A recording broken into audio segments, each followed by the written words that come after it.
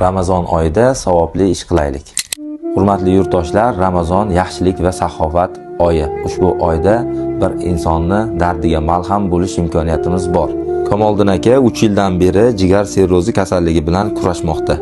U kishining operatsiyalari uchun moliyaviy yordam zarur. 4 ta farzandimiz bor. Ularning baxtiga yaxshi bo'lib ketsinlar.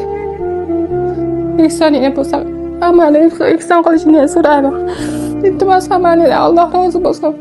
Men Jo'rayev Kamoliddin jigar sirrozi bo'lib, mazam ko'chayirib yetaman. Ijro Hindistonga borib operatsiya qilish kerak ekan.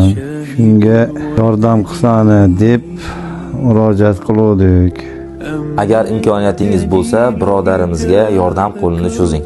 O'zingiz yordam bera olmasangiz, ushbu xabarni yaqinlaringizga ulashing va savobga sherik bo'ling.